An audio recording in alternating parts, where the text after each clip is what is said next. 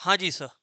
So sir अपने क्या start कर रहे हैं, स्टैटिस्टिक्स के पार्ट में, फाउंडेशन के सिलेबस में जो सैम्पलिंग नाम का टॉपिक है, इंस्टीट्यूट के मटेरियल में पेज नंबर 13.43। ये रिसेंटली इंट्रोड्यूस्ड है। एंड अगर आप मेरे से पूछो मेरा prediction in terms of the main exam में इसका वेटेज क्या रहने वाला है, तो I will say anywhere around, मतलब जो मेरे को ऐसा लगता है 2 to 3 मार्क्स। इसके पीछे मेरे पास कोई डेटा नहीं है।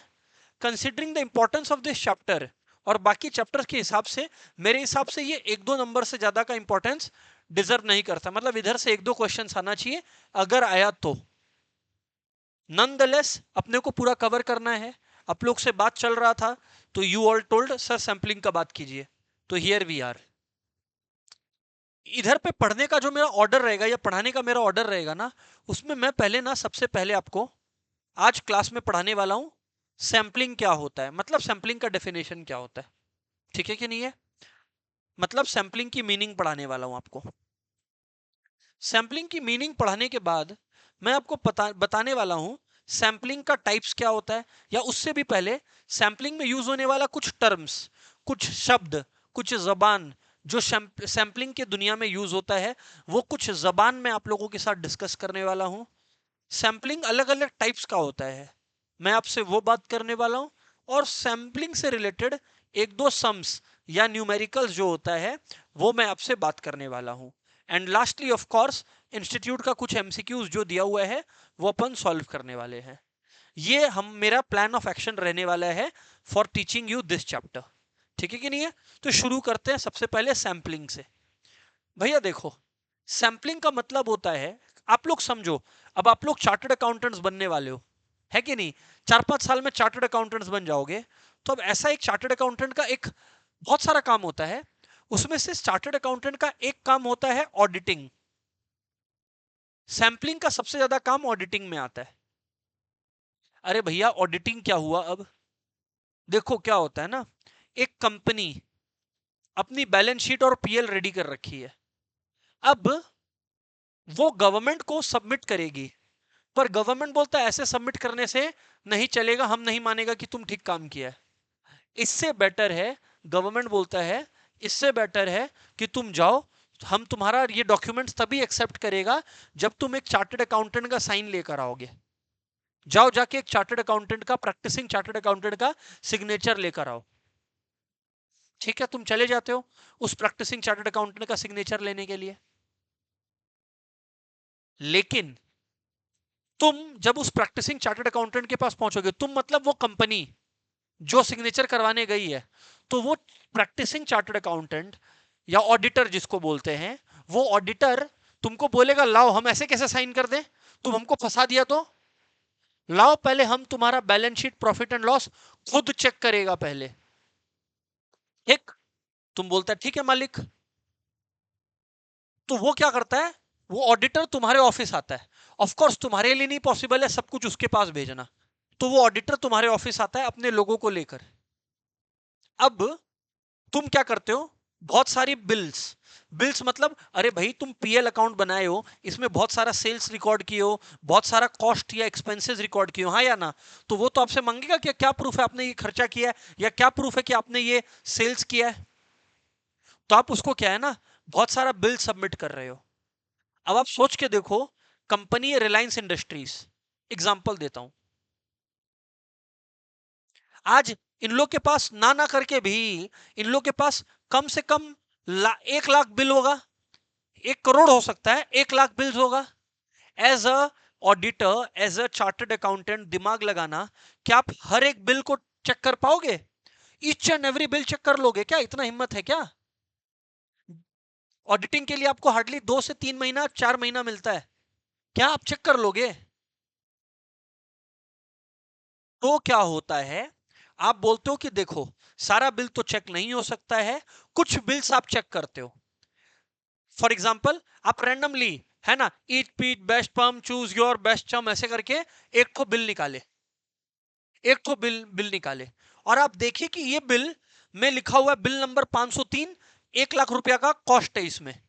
अब आप जाके कंप्यूटर में एंट्री चेक करोगे कि वो लोग वो 1 लाख का कॉस्ट दिखाया है कि 5 लाख कॉस्ट दिखा दिया। अच्छा 1 लाख दिखाया, वेरी गुड, चेक। ऐसे करके आप लगभग लगभग अगर 1 लाख बिल्स है शायद आप 1000 चेक कर लोगे। अगर 1000 का 1000 रैंडमली 1000 का 1000 रैंडमली सही निकल कर आया, मतलब कंपनी ने कुछ गलत नहीं किया है, तो आप एक कंक्लूजन ये फॉर्म करोगे कि हाँ इसका मतलब है 1 लाख जो बिल्स है वो भी सही है। इसको बोलते हैं सैंपलिंग। सैंपलिंग एक ऐसा मेथड है जहां पे कुछ सिलेक्टेड यूनिट्स, देखो दो वर्ड्स है, एक होता है पॉपुलेशन और एक होता है सैंपल। एक होता है पॉपुलेशन और एक होता है सैंपल। पॉपुलेशन का मतलब ये जो सारे के सारे 1 लाख बिल्स थे, ये जो दोस्तों सारे के सारे 1 लाख बिल्स थे, इसको अपन बोलते हैं पॉपुलेशन। पर उसमें से आपने 1000 ही चेक किया, उसको बोलते हैं सैंपल। इसको बोलते हैं सैंपलिंग। एक स्कूल में मैं गया और मुझे देखना था कि भाई उस स्कूल के स्टूडेंट्स मैथ्स में अच्छे हैं कि नहीं है। 1000 स्टूडेंट्स मेरे सामने थे, मैंने उनमें से 100 को पकड़ के क्वेश्चन पूछा मैथ्स से, और आप लोगों को मैं बताऊं उन्होंने सही आंसर दे दिया। अरे तो भाई जब 1000 में से 100 जनों ने सही आंसर दे दिया तो मैं यही कंक्लूजन फॉर्म करूंगा ना कि स्कूल के बच्चे मैथ्स में अच्छे हैं बहुत। या अगर 100 के 100 नहीं जवाब दे पाए तो मैं फॉर्म करूंगा ओपिनियन कि सारे गधे हैं स्कूल में। ओपिनियन सही है कि नहीं अब इस पे बात मत करना मेरे से, मैं ये बोल रहा हूं कि ये मैं ओपिनियन फॉर्म किया। सो एवरीबडी, ये जो कॉन्सेप्ट है, ये जो कॉन्सेप्ट है इसको बोलते हैं sampling. Examining part of the population to form a conclusion about the population. What is sampling? Examining part of the population to form a conclusion about the entire population. लिख लो, sampling is a process of examining part of the population.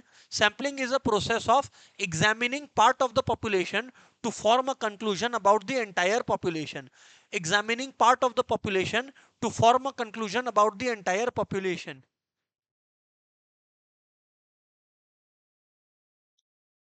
Sampling is examining part of the population to form a conclusion about the entire population.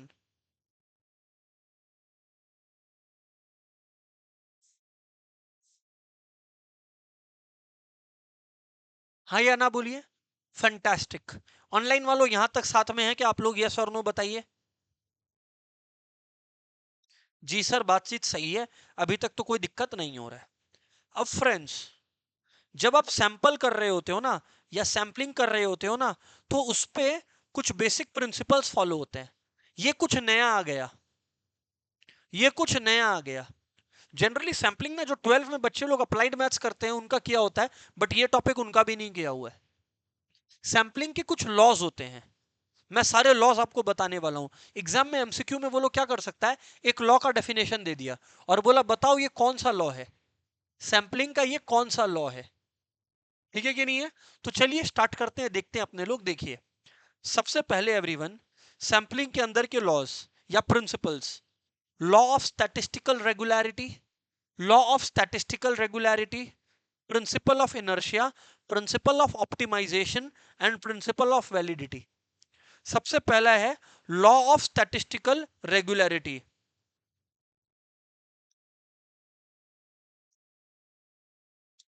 Law of statistical regularity, एक बात बताओ, law of statistical regularity बहुत एक ही बात करता है, इतना बड़ा चढ़ा के समझो। एक बात बताओ मेरे को, एक बात बताओ मेरे को, आज आप सैंपलिंग क्यों कर रहे हो और आप कैसा सैंपल चाहोगे? आप ऐसा सैंपल चाहोगे कि उस सैंपल को देखकर जो आप कंक्लूजन पे फॉर्म करो वो सच में पूरे पॉपुलेशन के बारे में हो। मतलब मान लो 1000 जन है, मैंने प्लान किया कि मैं सिर्फ 100 जन का ही टेस्ट कंडक्ट करूंगा। अब 1000 में से मैं अगर सिर्फ 100 का ही टेस्ट कंडक्ट करता हूं तो यार परेशानी ये हो जाता है कि क्या पता भूल से मैंने 100 गधों को ही उठा लिया था और बाकी 900 इंटेलिजेंट थे और मैंने कंक्लूजन फॉर्म कर दिया कि सब गधे हैं इधर। आप तो नहीं चाहोगे ना कि आप गलत कंक्लूजन पे आओ, तो आप चाहोगे ऐसा सैंपल आप चूज करो जो कि पॉपुलेशन को फेयरली रिप्रेजेंट करता हो। लॉ ऑफ स्टैटिस्टिकल रेगुलरिटी बोलता है ऐसा करने के वास्ते आपको यह इंश्योर करना चाहिए कि आप सैंपल ही बड़ा ड्रॉ करो। मतलब 1000 में से 100 क्यों चेक कर रहे हो? 100 की जगह एक काम करो 200 चेक करो ना, ज्यादा सही कंक्लूजन तक पहुंचोगे। क्योंकि आपका गोल क्या है कि जो सैंपल के आधार पर आप कंक्लूड कर रहे हो वो आपके पूरे पॉपुलेशन को रिप्रेजेंट करे। वो होने का चांसेस कब बढ़ जाएगा? जब आप ज्यादा बड़ा सैंपल साइज रखोगे। यही है यहां पर लॉ ऑफ स्टैटिस्टिकल रेगुलरिटी में। आइए सर पढ़ा दीजिए आप हम लोगों को, ये रहा देख लीजिए। According to the law of statistical regularity, if a sample of fairly large size is drawn, then on average the sample would possess the characteristics of that population. यही तो आपको बताया। और साथ साथ में जो सिलेक्शन होना चाहिए वो रैंडम होना चाहिए। सिलेक्शन होना चाहिए वो रैंडम होना चाहिए। रैंडम का मतलब है कि मैं देखकर नहीं सिलेक्ट करूं, मतलब मैंने एकदम रैंडमली तुम तुम इस तरह से सिलेक्ट किया, ना कि यार मैं हर चश्मे वाले को पकड़ूंगा। एक पैटर्न नहीं पकड़ना है। बात समझ में आया कि नहीं आया? This is what is being said.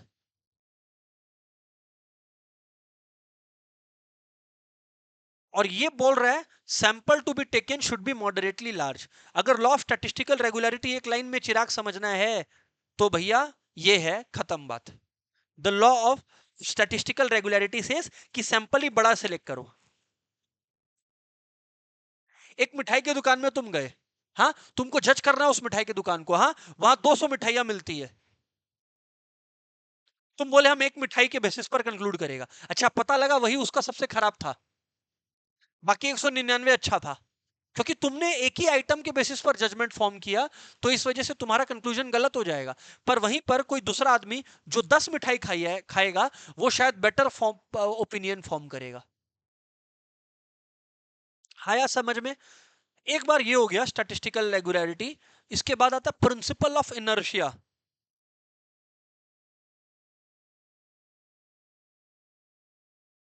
Principal of inertia वही बात को रिपीट करता है जो फर्स्ट प्रिंसिपल बोला, फर्स्ट लॉ बोला, कि ज्यादा सैंपल साइज या बड़ा sample size means more chances of correct results. यही लिखा है। Result derive from a sample according to principle of inertia of large numbers are likely to be more reliable accurate. यही तो पहले वाला में था कि ज्यादा डेटा कलेक्ट करोगे तो वो ज्यादा ट्रस्टवर्दी होगा। तो मतलब ये लोग दोनों तो सर लगभग सेम बात कर रहे हैं। हाँ बस खाली अगर रिलायबिलिटी, एक्यूरेसी और प्रिसाइज जैसा वर्ड दिख गया तुमको तो याद रख लेना इनर्शिया का बात हो रहा है, वरना कुल मिला के दोनों बात तो सेम ही कर रहे हैं। हाँ पर तुम टर्म्स देखना बाबू, अगर रिलायबल जैसा शब्द, एक्यूरेट जैसा शब्द, प्रिसाइज जैसा शब्द अगर तुमको दिखने लग जाए तो तुम समझ लेना बात गड़बड़ चल रहा है। मतलब फिर वो प्रिंसिपल ऑफ इनर्शिया चल रहा है।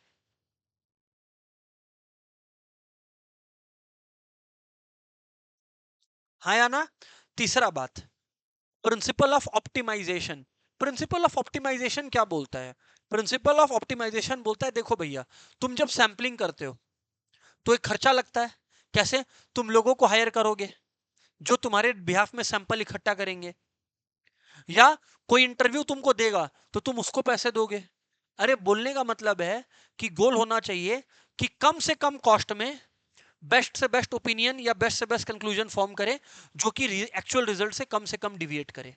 मतलब कोशिश करना चाहिए सही से सही प्रिडिक्शन देने का, और कुछ नहीं। ये और कुछ नहीं बोल रहा है। An optimum level of efficiency at a minimum cost or maximum efficiency at given cost can be achieved with selection of appropriate sampling design। मतलब ऐसा सैंपल डिजाइन सिलेक्ट हो कि उस गिवन खर्चा पे उससे बेटर रिजल्ट कोई नहीं ऑब्टेन कर पाता। फॉर एग्जाम्पल वही मिठाई वाला एग्जाम्पल पे आते हैं। आज 200 मिठाई है, हाँ पर मुझे बोला गया कि तुमको बताना ये दुकान कैसा है, तुमको सिर्फ 50 रुपया ही मिल रहा है। अब सोच के देखो, अगर उधर पे 10 रुपया का मिठाई है तो प्रिंसिपल ऑफ ऑप्टिमाइजेशन क्या बोलता है कि तुम 10 रुपया का 5 मिठाई खाओ रेदर देन 25 रुपया का 2 मिठाई। समझो, 10 रुपया का भी मिठाई है, 25 का भी है, 50 का भी है। अगर तुम 50 का लोगे, खर्चा तो तुमको 50 करने दिया है, तो तुम एक मिठाई के बेसिस पर कंक्लूजन फॉर्म करोगे। तुम 25 रुपया का मिठाई खाओगे तो 2 मिठाई के बेसिस पर तुम जज करोगे। पर अगर तुम 5 मिठाई खाओगे तो तुम ज्यादा सैंपल ट्राई कर लियो टू फॉर्म जजमेंट। ये है प्रिंसिपल ऑफ ऑप्टिमाइजेशन कि भैया 10 रुपया वाला मिठाई खाना 5 ठो अलग अलग वैरायटी का। आया नहीं आया समझ में? ऑनलाइन वालों क्लियर है नहीं क्लियर है? कम ऑन यार।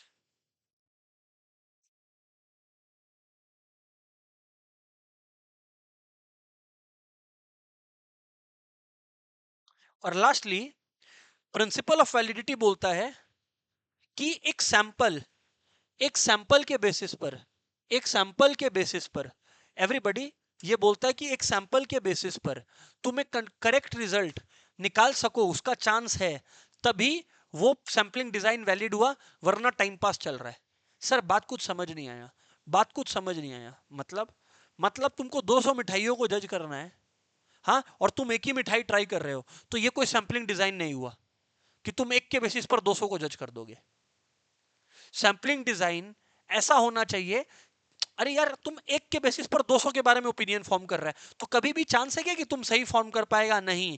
प्रिंसिपल ऑफ वैलिडिटी बोलता है कि सैंपल साइज और सैंपल का चॉइस तब सही होगा जब एक्चुअली उस सैंपल से करेक्ट रिजल्ट आने का कोई उम्मीद हो। जो मैंने कहा 10 पीस 20 पीस तुम ट्राई किए, तो अब चांसेस है कि तुम करेक्ट रिजल्ट फॉर्म कर पाओगे। करेक्ट रिजल्ट पे आए कि नहीं आए वो नहीं बात हो रहा है, पर अब चांस है क्योंकि तुम 10-20 आइटम ट्राई किए हो। ये है प्रिंसिपल ऑफ वैलिडिटी। जब वैलिड एस्टिमेट्स निकालना, वैलिड टेस्ट्स परफॉर्म करना पॉसिबल हो। सर वैलिड टेस्ट्स का मतलब, दोस्तों, एक सैंपल साइज अपने पॉपुलेशन को सही रिप्रेजेंट कर रहा है कि नहीं, इसके लिए बहुत सारा टेस्ट होता है। टी टेस्ट होता है, पी टेस्ट होता है, एच टेस्ट होता है, बहुत तरीके का टेस्ट होता है। वो हम लोगों को बताता है कि हम लोग सही कंक्लूजन पे आए कि नहीं है। अरे वो टेस्ट निकालने के लिए तुम लोगों को भव्य मीन मीडियन मोड निकालना पड़ता है, या मीन निकालना पड़ता है, वेरिएंस स्टैंडर्ड डिविएशन निकालना पड़ता है। अरे अगर तुम देखना, एक ही आइटम को ट्राई किए हो, समझना पार्थ, अगर तुम एक ही आइटम को ट्राई किए हो या दो ही आइटम को ट्राई किए हो, तो इन आइटम्स का क्या मीन और स्टैंडर्ड डिविएशन निकल पाएगा? अरे भाई मीन स्टैंडर्ड डिविएशन निकाल के मैथमेटिकल टेस्ट्स लगाने के लिए, मीन स्टैंडर्ड डिविएशन निकाल के मैथमेटिकल टेस्ट लगाने के लिए तुम्हारे पास डेटा का साइज भी तो उतना होना पड़ेगा। भैया डेटा का साइज आपके पास उतना है नहीं और कंक्लूजन निकालने आप चले गए। चमका नहीं चमका? Right, that is the principal of validity. Online वालों क्लियर है, हाँ या ना बोलिएगा, कम ऑन भैया। ये वाला भी एक बार देख लीजिएगा ना। ओके, अब यहाँ पर सुनिए आप लोग, एवरीवन, अब आप लोग सुनिए यहाँ पे, comparison between sample survey and complete enumeration. सब comparison between sample survey and complete enumeration. Sir आप तो हम लोगों को एन्यूमरेशन का मतलब ही नहीं बताए। Exactly exactly. इसीलिए इस टॉपिक पे मैं आऊंगा, पहले आप लोगों को कुछ टर्म्स सिखा देता हूं। मैंने बोला था ना, पहले आपको सिखाऊंगा what is sampling and principles, सिखा दिया what is sampling and principles. अब कुछ शब्द है, because I will be using some words, अगर आपको मीनिंग ही नहीं पता तो मेरा काम बेकार हो जाएगा। तो इस वजह से पहले वो वर्ड्स का मतलब समझो। सबसे पहला वर्ड है पॉपुलेशन और यूनिवर्स। सबसे पहला वर्ड है पॉपुलेशन और यूनिवर्स। हाँ एवरीवन, सबसे पहला वर्ड है आप लोगों का पॉपुलेशन और यूनिवर्स। सो यार पॉपुलेशन और यूनिवर्स का मतलब होता है जो टोटल डेटा है, जो टोटल डेटा सेट है, उसको अपन पॉपुलेशन या यूनिवर्स बोलते हैं। जो टोटल डेटा सेट है उसको अपन पॉपुलेशन या यूनिवर्स बोलते हैं। बराबर है? जो टोटल डेटा सेट है आपके पास, उसको दोस्तों अपने पॉपुलेशन या यूनिवर्स बोलते हैं। मतलब 200 मिठाइयां जो उस दुकान में है, अगर सारा ट्राई कर लो तो तुम बचो ना बचो, तुम्हारा डेटा सही आ जाएगा। क्लियर है कि नहीं क्लियर है? इसको बोलते हैं पॉपुलेशन और यूनिवर्स। पर क्या कभी भी पॉपुलेशन और यूनिवर्स को ट्राई करना चाहिए? नहीं। हाँ वो कर सकते हैं तब जब पॉपुलेशन और यूनिवर्स ही छोटा है। एग्जाम्पल, स्कूल में 2000 बच्चों की जगह 20 ही बच्चे हैं, तो फिर 20 का टेस्ट ले लो ना यार। तो पॉपुलेशन को पूरा तब ट्राई करना चाहिए जब आपका सैंपल साइज या पॉपुलेशन साइज ही बहुत छोटा हो। खैर जो भी है, आगे बढ़ते हैं। सो एवरीवन, ये हो गया आपका पॉपुलेशन और यूनिवर्स। नेक्स्ट है सैंपल। सैंपल का मतलब है part of the population which has been tested. Sample का मतलब होता है part of the population which has been tested. Population का वो हिस्सा जिसका आपने टेस्ट कंडक्ट किए हैं। फाइनली मूविंग ऑन, नेक्स्ट आता है बड़ा खतरनाक बात, अब सुनो। पैरामीटर। क्या बोले? पैरामीटर। सर अब ये पैरामीटर क्या होता है? चिराग का मन है बताने का, बताओ चिराग। हाँ रीड करो, रीड कर लो, एक काम करो पूरा रीड कर दो। बोलो हिंदी में, सिंपल भाषा में। देखो, पैरामीटर का मतलब होता है, देखो, तुमने मीन निकाला यानी एवरेज निकाला, तुमने वेरिएंस निकाला, हाँ या ना बोलो। अरे बाबू, तुम जो मीन या वेरिएंस निकाल रहे हो, ध्यान से सुनना, ध्यान से सुनना, तुम जो मीन या वेरिएंस निकाल रहे हो या स्टैंडर्ड डिविएशन निकाल रहे हो, अरे किसका निकाल रहे हो? अगर पूरे पॉपुलेशन का निकाल रहे हो, मतलब एक एक आइटम को कंसीडर करके तुम मीन निकाल रहे हो। फॉर एग्जांपल, मेरे को हिंदुस्तान के लोगों का एवरेज सैलरी, इंडिया के लोगों का एवरेज सैलरी पता करना है। मैं बैठ गया एक दिन लेके इंडिया में 1.3 बिलियन लोगों का पूरा डेटा, और मैं सबका ऐड कर रहा हूं। इसको बोलते हैं पैरामीटर। तो वो जो आंसर आएगा ना मीन, उसको बोलते हैं पैरामीटर। पर मैं बोला यार कहां मैं 1.3 बिलियन लोगों का चेक करूंगा, तो मैंने क्या किया, 1 लाख लोग लिए हर जगह से, और मैंने उनका एवरेज निकाल दिया। तो यहां पे मैंने किसका एवरेज निकाला, पॉपुलेशन का कि सैंपल का? सैंपल का। तो अगर सैंपल का कोई स्टैटिस्टिकल मेजर आप कैलकुलेट करते हो, यानी सैंपल का मीन, सैंपल का स्टैंडर्ड डिविएशन, तो सैंपल का अगर कोई डेटा कैलकुलेट किए तो उसको बोलते हैं स्टैटिस्टिक, उसको बोलते हैं स्टैटिस्टिक। पर अगर वही डेटा आप एंटायर पॉपुलेशन के लिए कंप्यूट किए हो, सो दोस्तों उसको बोलते हैं पैरामीटर। मतलब मीन निकाल रहे हैं, एवरेज ही निकाल रहे हैं, पर अगर सबका निकाल रहे हैं तो वो हो गया पैरामीटर, पर 10 या 12 का निकाल रहे हैं तो हो गया स्टैटिस्टिक। क्लियर है कि नहीं? तो स्टैटिस्टिक किधर से कंप्यूट होता है बोलो? सैंपल से। समझ में आया? वही एवरेज जो आपने सैंपल का बेसिस पर निकाला तो वो हो गया स्टैटिस्टिक, पर वही एवरेज अगर आप पॉपुलेशन के सारे लोगों को टेस्ट करके निकालते तो वो हो जाता पैरामीटर, तो वो हो जाता पैरामीटर, तो वो हो जाता पैरामीटर।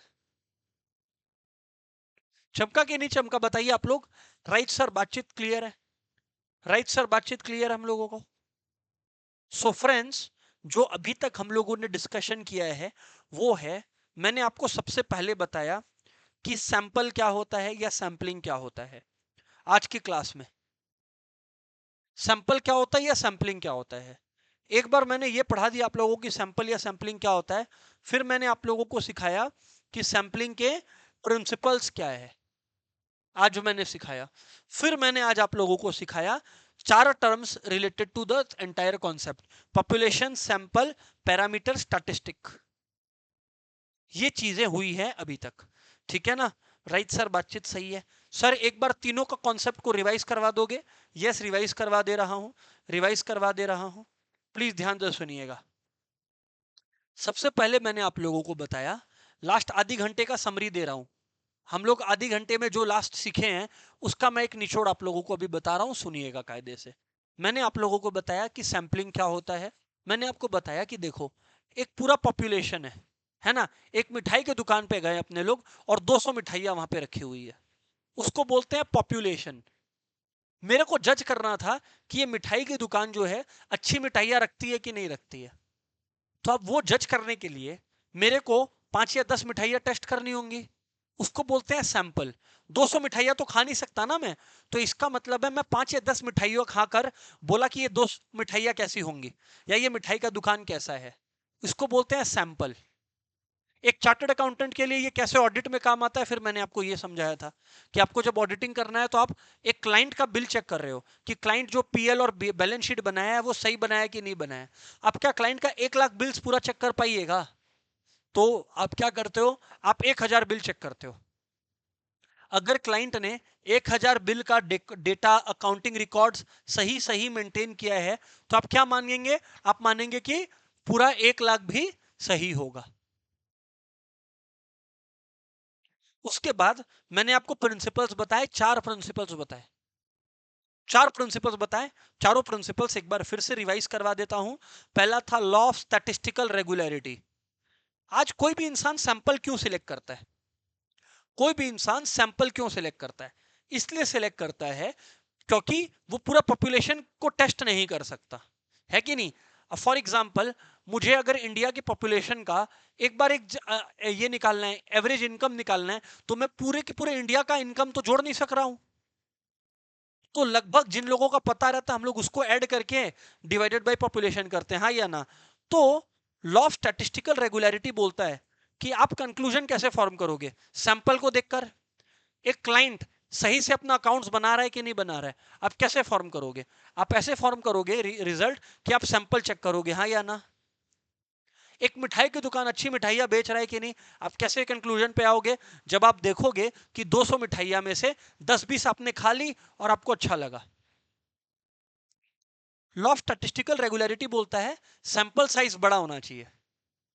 अगर छोटा सैंपल साइज 200 मिठाइयां हैं, मैं एक मिठाई खाया और मैं बोला ये अच्छा है ये खराब है, तो मेरा कंक्लूजन अच्छा होगा कि गलत होगा? गलत होगा, क्योंकि मैं छोटे से सैंपल के बेसिस के ऊपर बड़ा ओपिनियन फॉर्म कर रहा हूं।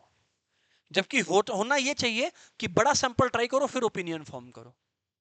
दूसरा बात, प्रिंसिपल ऑफ इनर्शिया वो यही कहता है कि अगर सैंपल साइज बड़ा होगा तो रिजल्ट ज्यादा रिलायबल और एक्यूरेट होगा। मैंने अंडरलाइन भी करवाया आज आप लोगों को कि अगर सैंपल साइज बड़ा होगा तो रिजल्ट ज्यादा रिलायबल और एक्यूरेट होगा। तीसरी बात, प्रिंसिपल ऑफ ऑप्टिमाइजेशन। दोस्तों, प्रिंसिपल ऑफ ऑप्टिमाइजेशन क्या बोलता है कि ऑप्टिमम लेवल ऑफ एफिशिएंसी कम से कम खर्चे पे तब अचीव होगा जब आप बेस्ट सैंपल को गिवन कॉस्ट में करो कवर। मतलब मैंने मिठाई का दुकान का एग्जांपल लिया, 200 मिठाइयां हैं। अब कुछ मिठाई 10 रुपए की है, कुछ मिठाई 25 रुपए की है, कुछ मिठाई 50 रुपए की है। मुझे 200 मिठाइयों के बारे में पता लगाना है, पर मुझे सामने वाले ने सिर्फ 80 रुपए दिए या सिर्फ 50 रुपए दिए। तो 50 रुपए दिए हैं तो क्या तो मैं 50 रुपए का एक मिठाई खा लूं, या 25 का 2 खा लूं, या 10 का 5 खा लूं? तो प्रिंसिपल ऑफ ऑप्टिमाइजेशन बोलता है तुमको 10 का 5 खाना चाहिए, क्योंकि ज्यादा वैरायटी के ऊपर तुम फिर अपना ओपिनियन दे पाओगे। और लास्टली, प्रिंसिपल ऑफ वैलिडिटी वो ये बोलता है कि सैंपल साइज कम से कम इतना बड़ा होना चाहिए कि हम लोग उस पर मैथमेटिकल टेस्ट कंडक्ट कर पाए। सर मतलब हम लोग ना काफी कैलकुलेशंस करते हैं, जैसे मीन निकालते हैं, वेरिएंस निकालते हैं, वो सब जो हम लोग निकालते हैं, मीन निकालना है, एवरेज निकालना है सैंपल का। तो भाई अगर सैंपल में 1 या 2 यूनिट है तो निकाल पाइएगा नहीं ना? वही तो यहां पर बात हो रहा है। फाइनली मूविंग ऑन ध्यान से सुनिएगा। आगे बढ़ते हैं अब हम लोग। मूविंग ऑन, अब आप आगे बताइए सर, आप क्या है आगे का चक्कर ये बताइए। फ्रेंड्स, अब होता क्या है ना, comparison between sample survey and complete enumeration. Enumeration क्या होता है? कंप्लीट एन्यूमरेशन का मतलब होता है सेंसस। क्या होता है बोलो? सेंसस। सुने हो क्या? हिंदी में बोलता हूं, जनगणना, पॉपुलेशन काउंट, ये सब है सेंसस। सेंसस और सैंपल में फर्क है। सैंपल में क्या होता है, आप कंक्लूजन तो फॉर्म करते हो पर कुछ आइटम्स के बेसिस पर ही। कंप्लीट एन्यूमरेशन में क्या होता है, आप एक एक आइटम को टेस्ट करते हो। मतलब वो जो मैं मिठाइया के बारे में कंक्लूजन फॉर्म करूंगा, मैं 10 मिठाइयां नहीं खाऊंगा, मैं 200 की 200 मिठाइयां खाऊंगा और उसके बाद मैं जजमेंट दूंगा अच्छा था बुरा था वॉट एवर इट इज। अगर मैं क्लाइंट के गया हूं चेक करने के लिए, तो क्लाइंट के यहाँ पे 1 लाख बिल्स पड़े हुए हैं ना, तो 1 लाख में से मैं ना 1000 बिल्स चेक नहीं करूंगा, 1 लाख के 1 लाख बिल्स चेक करूंगा। इसको बोलते हैं कंप्लीट एन्यूमरेशन। आइए अब दोनों के बीच का डिफरेंस पढ़ते हैं। कॉमन सेंस है, स्पीड। ऑफ कोर्स ज्यादा फास्ट कौन होगा? सैंपलिंग। ज्यादा फास्ट कौन होगा? सैंपलिंग। क्योंकि सैंपलिंग में कंक्लूजन फॉर्म करने के लिए आपने कुछ यूनिट्स को टेस्ट किया, पर पॉपुलेशन में कंक्लूजन फॉर्म करने के लिए, यानी एन्यूमरेशन में कंक्लूजन फॉर्म करने के लिए आपको सबको चेक करना पड़ेगा, तो समय ज्यादा लगेगा, स्पीड स्लो होगा। खर्चा बताना किसमें ज्यादा लगेगा? कॉमन सेंस अगर किसी के पास है तो वो बोलेगा कंप्लीट एन्यूमरेशन में, क्योंकि इसमें आपको एक एक आइटम को टेस्ट करना है। रिलायबिलिटी, हाँ, ज्यादा भरोसेमंद कौन सा है? एन्यूमरेशन। क्योंकि सैंपलिंग में तो आप 10 आइटम के टेस्ट करके 200 के बारे में ओपिनियन दे रहे हो, पर एन्यूमरेशन में क्या होता है, आप 200 के 200 को टेस्ट करके आप ओपिनियन दे रहे हो। तो ज्यादा ट्रस्टवर्दी कौन होगा? एन्यूमरेशन। ज्यादा रिलायबल कौन होगा? एन्यूमरेशन। आगे बढ़ता हूं, ज्यादा एक्यूरेट कौन होगा? एन्यूमरेशन।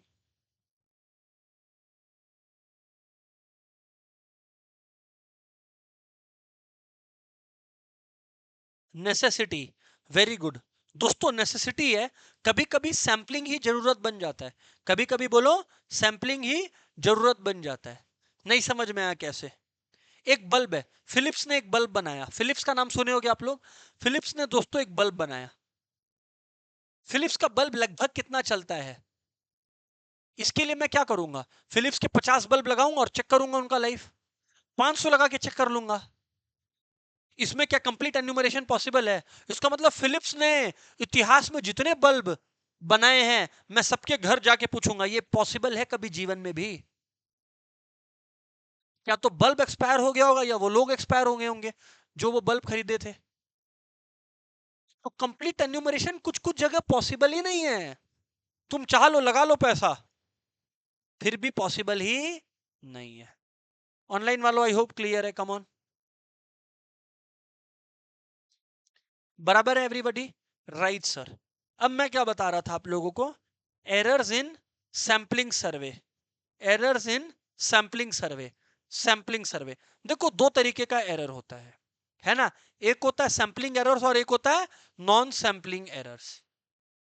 एक होता है सैंपलिंग एरर्स और एक होता है नॉन सैंपलिंग एरर्स। देखो, नॉन सैंपलिंग एरर वो एरर होता है जो कैसे भी हो, तुम सैंपलिंग करो या नहीं करो, ये एरर होगा ही होगा। सैंपलिंग एरर वो एरर है जो तभी होगा जब तुम सैंपलिंग करो। सर मतलब? सर मतलब ध्यान से सुनिएगा। Defective sampling design. Defective sampling design. मैं एक स्कूल में गया, या छोड़ो, एक और बेटर बोलता हूं, डिफेक्टिव सैंपलिंग डिजाइन का। वही 200 मिठाइयों के पीछे पड़ जाओ। 200 मिठाइयां हैं, मुझे दुकान के बारे में बताना है कि ये दुकान अच्छा है कि नहीं। अब मैं 200 मिठाइयां तो खा नहीं सकता, तो मैं 10 या 15 मिठाइयां खा के ये बताऊंगा कि ये दुकान कैसा है मिठाई का। अब परेशानी क्या है? मेरे को चॉकलेट बहुत पसंद है।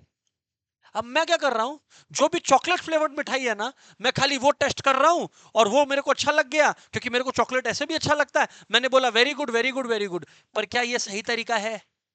अगर आपको मिठाइयों को जज करना है तो आपको हर तरीके का मिठाई ट्राई करना पड़ेगा। यहां पे क्या आ गया? बायस आ गया। क्या आ गया बोलो? बायस, भेदभाव आ गया। कि जस्ट बिकॉज आपको कुछ पसंद है तो आप ट्राई भी वो किए और आपको कंक्लूजन भी उस अकॉर्डिंग मिला। कोई भी सैंपलिंग बायस फ्री होना चाहिए। कोई भी सैंपलिंग बायस फ्री होना चाहिए। कोई भी सैंपलिंग बायस फ्री होना चाहिए।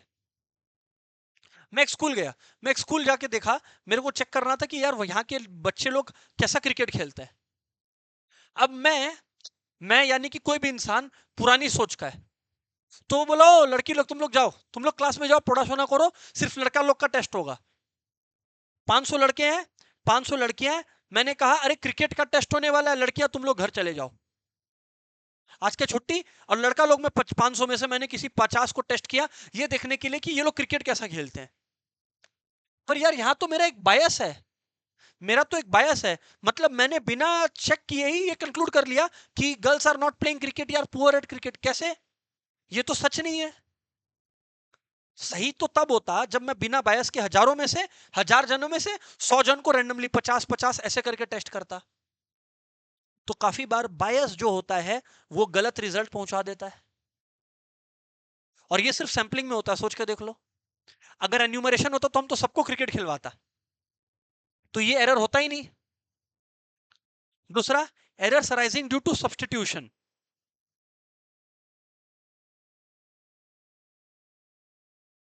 सर समझ नहीं आया। अरे errors arising due to substitution, ये नहीं समझ में आया हम लोगों को सर।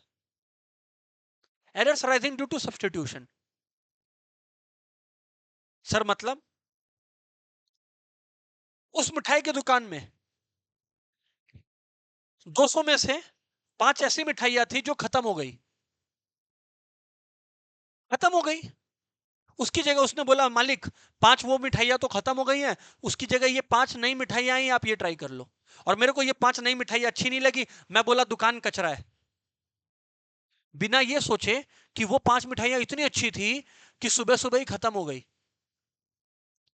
जस्ट बिकॉज मैंने एक यूनिट को सब्सटीट्यूट कर दिया, एक यूनिट अवेलेबल नहीं था, तो उसकी जगह मैंने सैंपल में उसकी जगह किसी और को ट्राई कर लिया, और उसकी वजह से मेरा कंक्लूजन खराब हो गया। इसको बोलते हैं एरर ड्यू टू सब्सटीट्यूशन। क्यों? क्योंकि जिसको मेरे को सैंपल में लेना था वो अवेलेबल नहीं था। तो अब जिसको मेरे को सैंपल में लेना था वो अवेलेबल नहीं था, तो जो था वो मैंने ले लिया और उसकी वजह से पिट गया।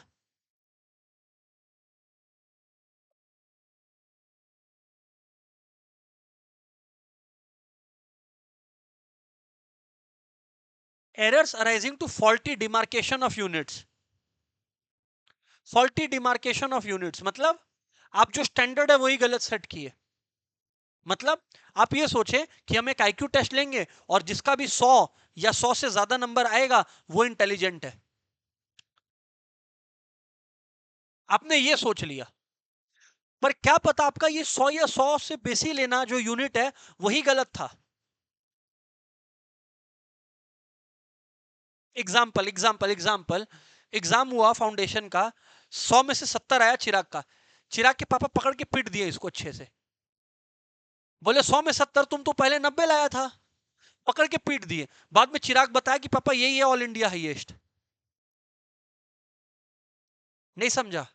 उसके पापा क्यों पीट दिए उसको पकड़ के? क्योंकि उनके दिमाग में था 90 के पार अच्छा नंबर होता है, 70 तो फालतू बच्चा लोग लाता है, ये उसके उनके दिमाग में है, और ये मार खा गया।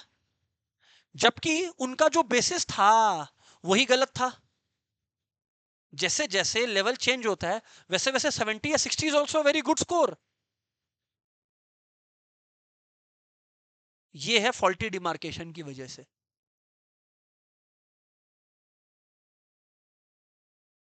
Errors owing to wrong choice of statistic, मतलब मुझे निकालना चाहिए था वेरिएंस। क्या निकालना चाहिए था? वेरिएंस, और मैं निकाल के बैठा हूं स्टैंडर्ड डिविएशन।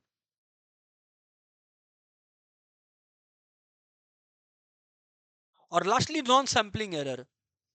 याद रखिएगा, नॉन सैंपलिंग एरर ऐसा एरर है जो सैंपलिंग और कंप्लीट एन्यूमरेशन दोनों में होता है। मतलब आप अगर कंप्लीट एन्यूमरेशन भी कर लेते हैं ना, तो आप सोचते, आप लोग क्या सोचते हो, और यहाँ पे इंस्टीट्यूट आपसे पूछ सकता है, आप लोग सोचते हो कि कंप्लीट एन्यूमरेशन यानी आप एक एक आइटम को टेस्ट कर लोगे तो अब कोई गलती नहीं होगा। गलत।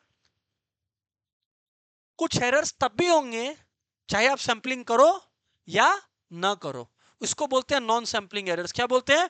Non sampling errors. सर मतलब नॉन सैंपलिंग एरर्स का मतलब, नॉन सैंपलिंग एरर्स का मतलब सर मैं समझाता हूं आपको नॉन सैंपलिंग एरर का मतलब। आपने कहा हम एक एक आइटम को टेस्ट करेंगे, हाँ या ना?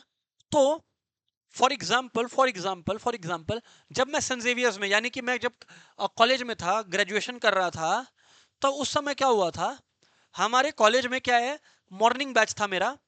तो मॉर्निंग बैच क्या होता है आपका? बॉयज ओनली बैच होता है, ठीक है कि नहीं है? तो बॉयज ओनली बैच ही था।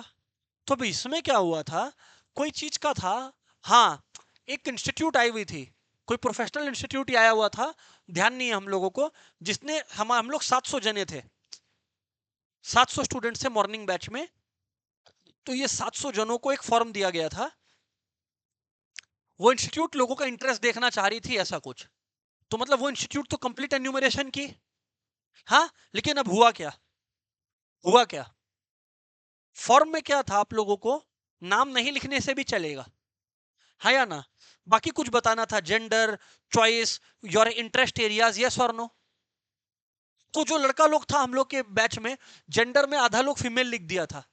क्यों? क्योंकि नाम वाम लिखना नहीं था, जो मन किया। एज वाले में कोई 28 लिख दिया, कोई 45 लिख दिया। हाँ, इंटरेस्ट एरियाज, इंटरेस्ट एरिया मतलब वो लोग चाह रहा था टैक्सेशन, अकाउंटिंग, फिनेंस, ये सब पढ़ना। लड़का लोग मॉडलिंग लिख दिया, कुछ लोग एक्टिंग लिख दिया, डिजाइनिंग, पेंटिंग लिख दिया। आ रहा है बात समझ में? मतलब इंटरव्यू ही कोई जवाब नहीं दिया ठीक से, तो तुम सही रिजल्ट पे आ जाओगे? तुम सबको टेस्ट कर लोगे फिर भी सही रिजल्ट पे आ जाओगे?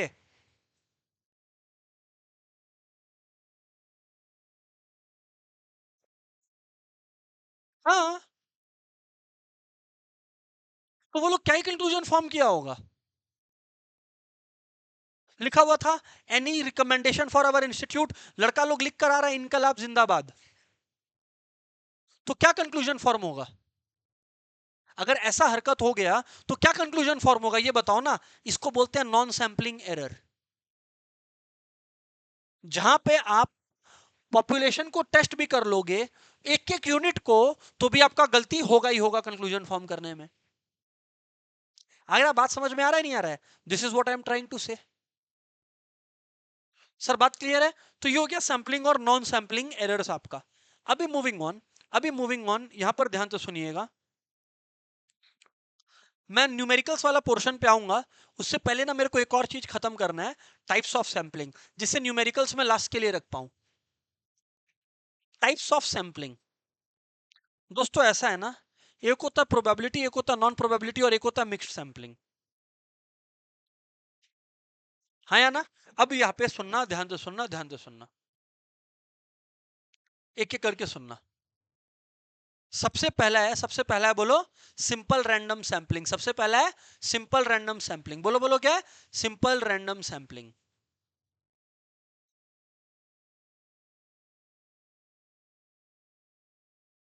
सिंपल रैंडम सैंपलिंग बताऊं आपको?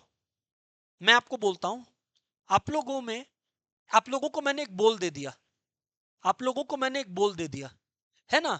ये बोल कोई गेम के लिए हो सकता है, हाँ या ना? या फॉर एग्जाम्पल स्कूल में एक ड्यूटी है, तो टीचर्स बोले कि जो बोल में जिसका नाम आएगा उसको ये ड्यूटी करना होगा, और बहुत सारे चीट पेपर्स फाड़ के रख दिए गए।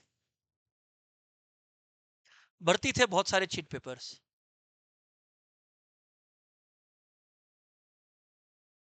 भर्ती थे बहुत सारे cheat papers.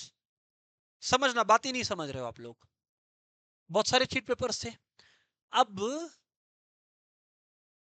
Simple random sampling का मतलब बिना देखे तुम एक चीट पेपर निकाले और नाम अनाउंस किए, वो वाला चीट पेपर वापस रख दिए और फिर से नया चीट पेपर निकाले। मतलब every item has a equal chance of selection. Simple random sampling का मतलब होता है every item has a equal chance of being selected. मतलब सैंपल में कोई ऐसा आइटम नहीं रहे जो सिलेक्ट ही नहीं होगा कभी। Every item has a equal chance of being selected. इसको बोलते हैं सिंपल रैंडम सैंपलिंग। इसीलिए आजकल ना इस ऐसी एक जगह बकेट पे रखा जाता है, क्यों? जिससे फ्लैट रहे। क्योंकि अगर बोल रहेगा तो चांसेस है कि इंसान वो वाला पिक करे जो ऊपर में है, नीचे हाथ जाए नहीं। खैर जो भी है, ये हो गया सिंपल रैंडम सैंपलिंग। क्या हो गया? Simple random sampling. नेक्स्ट आप लोगों का स्ट्रेटिफाइड सैंपलिंग। क्या होता है बोलो? Stratified sampling. सर मतलब स्ट्रेटिफाइड सैंपलिंग में क्या होता है, मैं आपको एक एग्जांपल देता हूं। स्ट्रेटिफाइड सैंपलिंग में हम लोग क्या होता है, पॉपुलेशन को स्ट्राटा में बांट देते हैं। किस में बांट देते हैं? स्ट्राटा में। और फिर चेकिंग करते हैं। सर बात नहीं समझ में आया। मैं एक फर्म में गया, मैं ऑडिटर था उस फर्म का, उसके पास 1 लाख बिल्स थे। मैंने क्या कहा, मैंने उस फर्म के अकाउंटेंट को बुलाया और बोला सुनो एक काम करो, ये 1 लाख बिल्स को अलग करो। जो भी बिल 0 से 10,000 रुपए तक के हैं उसको एक तरफ रख दो, जो भी बिल 10,000 से 1 करोड़ रुपए तक के हैं उसको एक कैटेगरी में क्रिएट करो, और जो भी बिल 1 करोड़ से 10 करोड़ है उसको एक कैटेगरी में क्रिएट करो, और जो भी बिल 10 करोड़ से ज्यादा है उसको एक कैटेगरी में रखो। इसको बोलते हैं स्ट्राटा, हाँ या ना बोलो?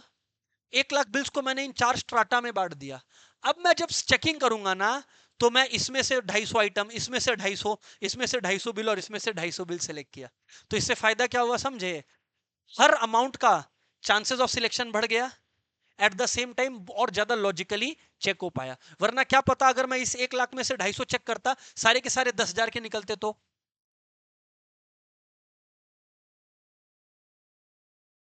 या मैं 1,000 चेक करता और सारे के सारे 1 लाख के नीचे निकलते तो।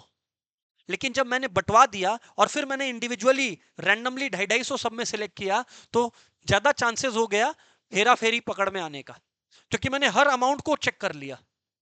ऑनलाइन वालों, आई एम श्योर आप लोगों को समझ में आया।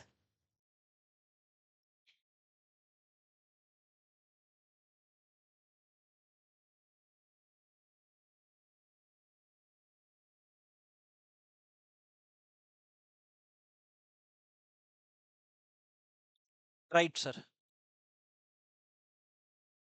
नेक्स्ट है आपका जो इंपॉर्टेंट है, मल्टी स्टेज को एक बार मैं स्किप किया हूं इंटेंशनली, उस पर आऊंगा मैं, ध्यान से सुनिएगा।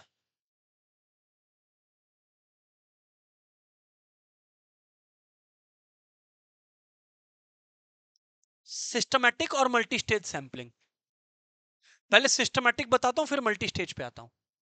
सिस्टमैटिक में क्या होता है, मेरे को बिल चेक करना था, वापस से वही 1 लाख बिल्स थे मेरे पास।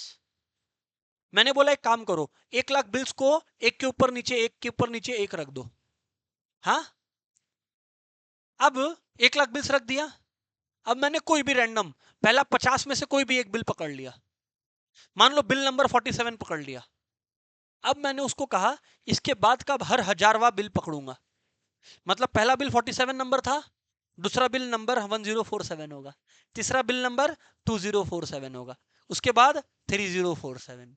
इसको बोलते हैं सिस्टम। मतलब पहला वाला रैंडमली पिक किए और उसके बाद कंटिन्यूअस इंटरवल्स में सिलेक्शन हो रहा है। आया समझ में? अब आते हैं मल्टी स्टेज सैंपलिंग में। मल्टी स्टेज सैंपलिंग में मान लो मेरे को एक स्टेट या सिटी कुछ भी बोल लो, मान लेते हैं एक बार बिहार को पकड़ लेते हैं। मुझे बिहार के लोगों के बारे में, उनका एडुकेशन और उनका अर्निंग्स के बारे में पता करना है। तो मैं पहले क्या करूंगा? पहले मैं बिहार को डिस्ट्रिक्ट्स में बांटूंगा। जिला, डिस्ट्रिक्ट का मतलब होता है जिला। मैं पहले डिस्ट्रिक्ट्स में बांटा, हाँ या ना? अभी डिस्ट्रिक्ट्स में मैं अलग अलग विलेजेस में बांटूंगा। हर डिस्ट्रिक्ट के अंदर बहुत सारे विलेजेस होते हैं। उन विलेजेस में मैं रैंडमली 3 विलेज, उन डिस्ट्रिक्ट्स में से मैं रैंडमली 3 डिस्ट्रिक्ट सिलेक्ट करूंगा और उनके अंदर मैं रैंडमली 3 विलेज सिलेक्ट करूंगा। मान लो 100 डिस्ट्रिक्ट है, मैंने कोई भी रैंडम 20 डिस्ट्रिक्ट सिलेक्ट किया। अब हर डिस्ट्रिक्ट के अंदर 50 विलेज है, उसमें से मैंने रैंडमली 10 विलेज सिलेक्ट किया। तो आप सोचो मल्टीपल स्टेजेस हो रहा है कि नहीं हो रहा है? पहला स्टेज पे मैंने बिहार सिलेक्ट किया, दूसरे स्टेज पे 50 में से 10 डिस्ट्रिक्ट सिलेक्ट किया, तीसरे स्टेज पर वो जो 10 डिस्ट्रिक्ट था, हर डिस्ट्रिक्ट में 50 विलेज है, तो उनमें से मैंने 20 विलेज सिलेक्ट किया। मल्टीपल स्टेज हुआ कि नहीं हुआ? इसको बोलते हैं मल्टी स्टेज सैंपलिंग।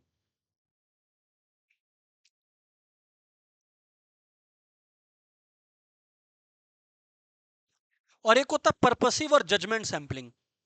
यहां पर जो सैंपलिंग कर रहा होता है, वो अपने हिसाब से उसको जो सही लगता है वो करता है। उसको ये सही लगता है ये पिक किया, वो सही लगता है वो पिक किया, वो सही लगता है वो पिक किया, मतलब अपने हिसाब से, on his own belief, own judgement. On his own belief, own judgement. Sir example, इसका मैं एग्जांपल देता हूं। मान लीजिए आप लोगों के स्कूल में जब आप लोग थे, तब आप लोगों के स्कूल में एक टग ऑफ वॉर कंपटीशन हुआ। हमारे स्कूल में एक बार हुआ था टग ऑफ वॉर कंपटीशन। तो एक मैडम आई,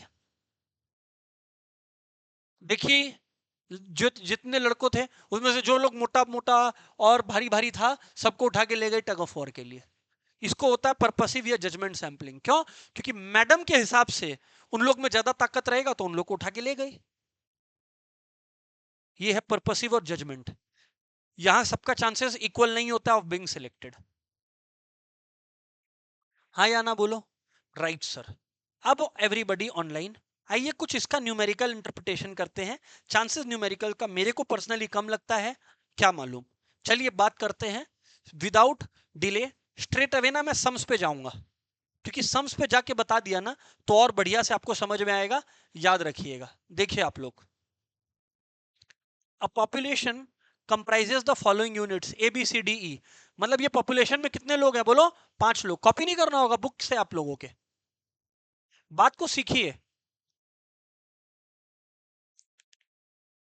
पॉपुलेशन से 5 लोग हैं आपके, ठीक है कि नहीं है?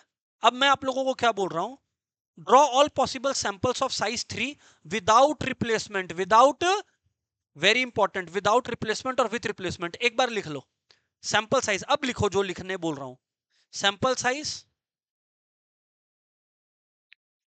Without replacement, without replacement, without replacement,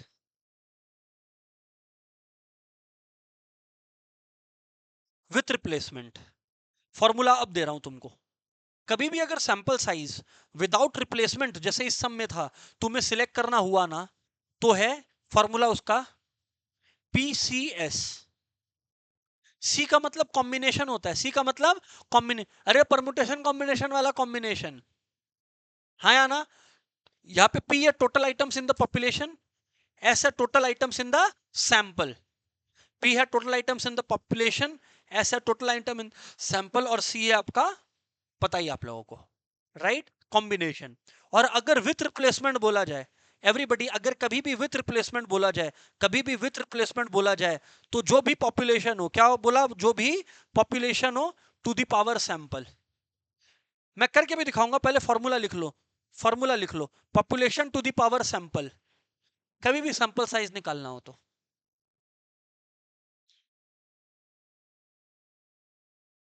sir आप ये क्या बता रहे हैं, इसका क्या अर्थ है, क्या तात्पर्य है, थोड़ा ठीक से बताइए।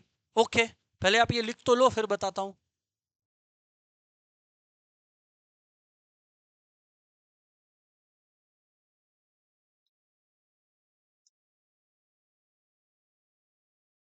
क्लियर है नहीं क्लियर है? चलो सर बात करते हैं एवरीवन, चलो सर बात करते हैं, ध्यान से सुनना।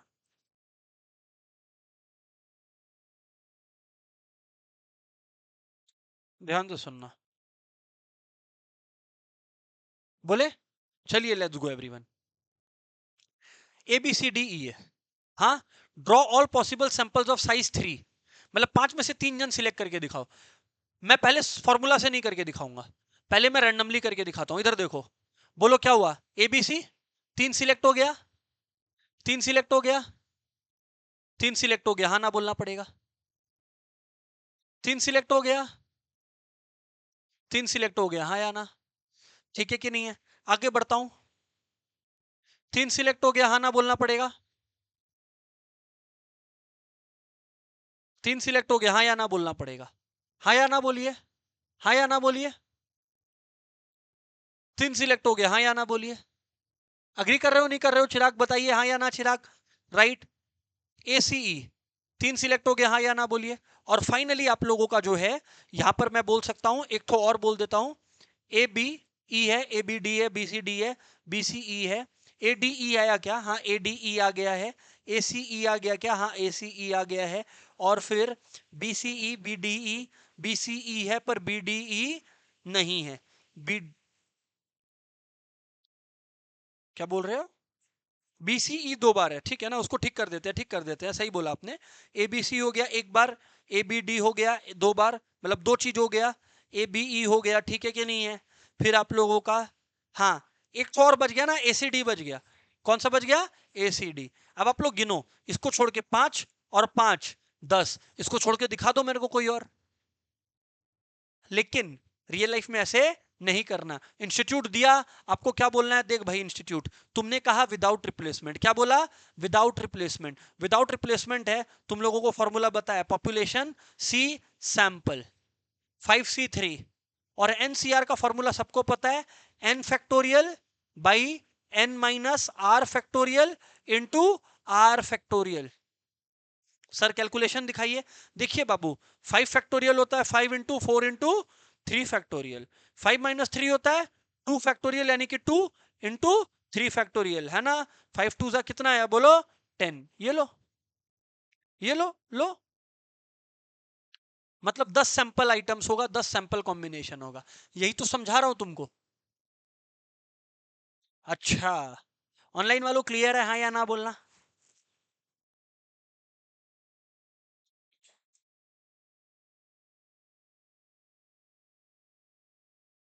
ठीक है भाई, ठीक है भाई, अब इधर पे ध्यान से सुनना। ये क्वेश्चन अच्छा है, ये क्वेश्चन अच्छा है। अब population consist of 3 members, 1 5 and 3। Sample में कितने मेंबर्स है बताइए? पॉपुलेशन में कितने मेंबर्स है बोलिए? 3 मेंबर है। कौन से 3 मेंबर है दोस्तों? 1 है, 5 और 3 है।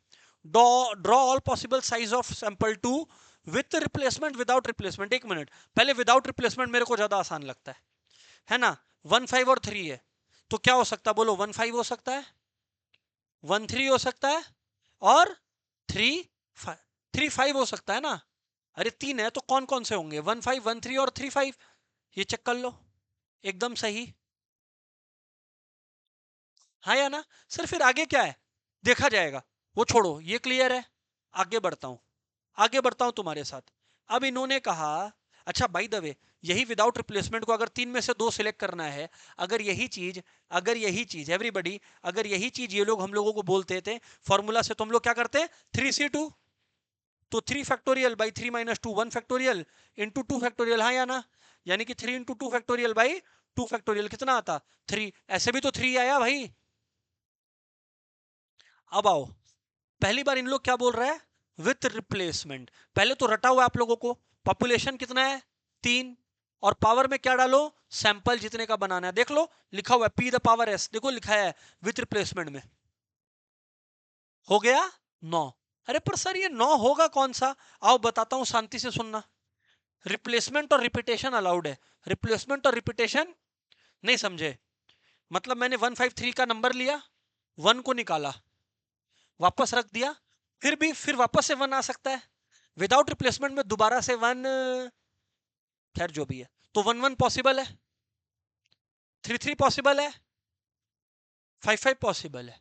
अरे पर बोल रहा है विदाउट रिप्लेसमेंट, तो ऐसा हो ही सकता है कि पहले 1 आया हो तो बाद में 3 आया हो। लेकिन अगर पहले 3 आया होगा तो बाद में तो 3 नहीं आएगा, यानी कि यहां पर जो है क्या आ जाएगा 1, क्योंकि जो बाद में 3 दोबारा आएगा वो तो यहां कवर हो चुका है। वैसे ही 5 1 1 5, हाँ या ना बोलो। तो 1 2 3 4 5 6 7 हो गया। अब मतलब हम लोगों का कुछ और भी बाकी है, कुछ और जो बाकी है उसमें 3 5 बाकी है, 5 3 बाकी है, हाँ या ना। तो 1 2 3 4 5 6 7 8 9, और आपसे यही तो बात हुआ था, 9 होगा। हाँ या ना बोलिए। ऑनलाइन वालों क्लियर है, हाँ या ना बोलिए। लेकिन सर सम तो खत्म हो गया। अगर खाली और पॉसिबल सैंपल बोलता ना, तो विथ रिप्लेसमेंट में 9 आ गया 3 स्क्वायर करके, और यहां पे कितना आ गया 3। खेलासिस। बट ये लोग बोला ना ना ना ना ना ना, और भी डेटा चाहिए हम लोग को। ये लोग बोला और भी डेटा चाहिए हम लोग को। क्या और डेटा चाहिए देखो, सुनो ना क्या डेटा और चाहिए देखो ना, बोलता है find sampling distribution of sample mean in both cases. मतलब एक टेबल भी बनाना है, मतलब एक टेबल भी बनाना है। टेबल में आप लोग क्या करते हो, सैंपल का मीन भी लिखते हो, यानी एवरेज भी लिखते हो। टेबल में आप सैंपल का मीन यानी कि एवरेज भी लिखते हो। आइए इधर बात करिए।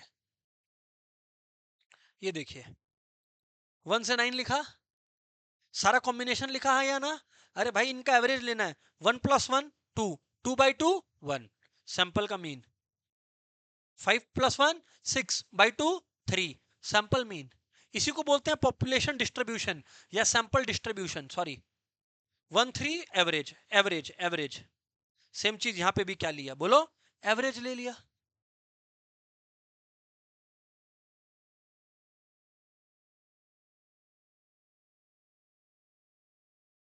हाँ या ना। अब इसी सम को एक और अंदर लेके चला गया ये लोग बोला सैंपलिंग एरर और स्टैंडर्ड डिविएशन निकाल के बताओ इसी क्वेश्चन का। पहले स्टैंडर्ड डिविएशन करते हैं, फिर सैंपलिंग एरर का फॉर्मूला बाद में रटेंगे। पहले क्या करेंगे बोलो, स्टैंडर्ड डिविएशन। स्टैंडर्ड डिविएशन आप लोग का पहले भी पढ़ा हुआ है, अभी भी पढ़ा हुआ है, डिस्पर्शन नाम के चैप्टर में। किसमें, डिस्पर्शन में। जिन्होंने पहली बार अटेंड नहीं किया था क्लास, उनके लिए दोबारा से रिकॉर्डिंग ग्रुप में डाला हुआ है डिस्पर्शन का। खैर जो भी है, स्टैंडर्ड डिविएशन पर आता हूं। एवरीवन, एवरीवन स्टैंडर्ड डिविएशन पर आता हूं। एक एक करके बात करेंगे, ध्यान से सुनना। और स्टैंडर्ड डिविएशन से पहले, स्टैंडर्ड डिविएशन से पहले दे आर सेइंग कि आप लोग स्टैंडर्ड एरर निकाल लो, तो वो निकाल लेते हैं। फिर वो देख लेंगे। अब इधर देखो, पहले हम लोग को करना है कौन सा केस, विथ रिप्लेसमेंट वाला। कौन सा बोलो, विथ रिप्लेसमेंट वाला। कौन सा वाला बोलो, विथ रिप्लेसमेंट वाला। आओ विथ रिप्लेसमेंट वाले केस को चले देखें हम लोग। कहा गया रे बाबा, ये देखो विथ रिप्लेसमेंट वाला। तुम लोग अब इसमें एक चीज देखो, तुम लोग अब इस चीज में एक चीज देखो। मीन क्या क्या आया, 1 आया, 2 आया, 3 आया, 4 आया और 5 आया। तो sampling distribution of sample mean पहले बनाए। क्या, कि मीन 1 2 3 4 5। देखो ये 9 केसेस है, हाँ या ना।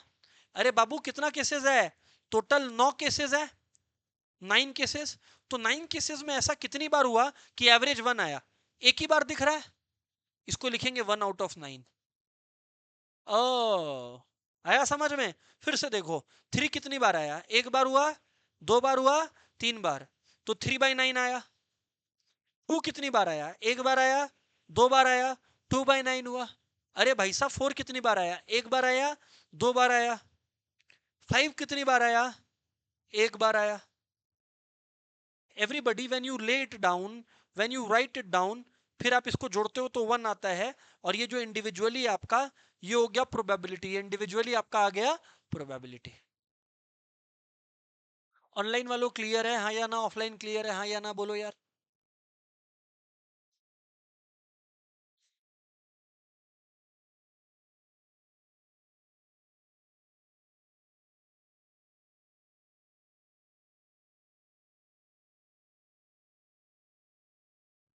ठीक है कि नहीं है। अब वापस वही चीज यहां पर भी, यहाँ पे टू, तीन ठो केसेस है, कितना केसेस है, तीन ठो। यहाँ पे टू कितनी बार आया, एक बार। थ्री कितनी बार आया, एक बार। फोर कितनी बार आया। सर पर ये बता क्यों रहे हो, अरे बाबा इसलिए क्योंकि सैंपलिंग एरर निकालने के लिए चाहिए होता है। क्वेश्चन में मांगा है ना, कहां गया भाई, compute the standard deviation and sample mean for the last problem, obtain sampling error. ऐसी का मतलब क्या हो गया बोलो, सैंपलिंग एरर। बोला है तो देखो ना, obtain the sampling error, obtain the sampling error of sample mean of the previous question. तो चलिए एक एक करके करते हैं।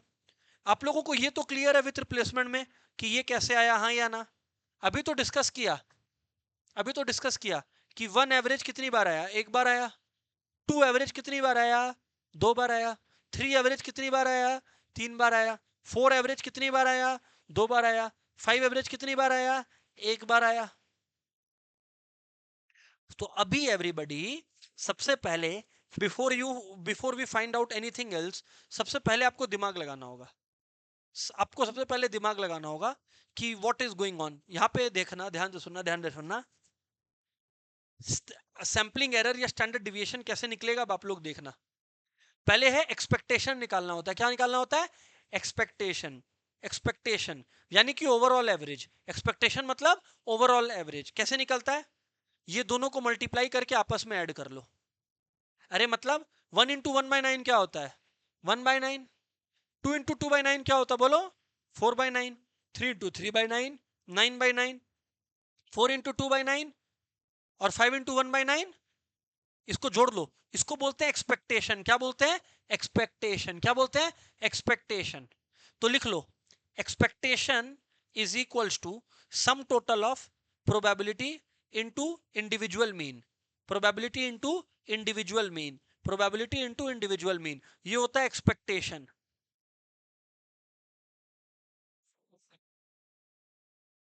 मतलब क्या करें, मनाली की सारा डेजर्ट। हाँ तो इसीलिए बोला ना डेजर्ट बोलो तो। ये लोग कर लो अपना, हम यहाँ से कैसे रहेगा, कनेक्ट ही नहीं होगा वहां पे।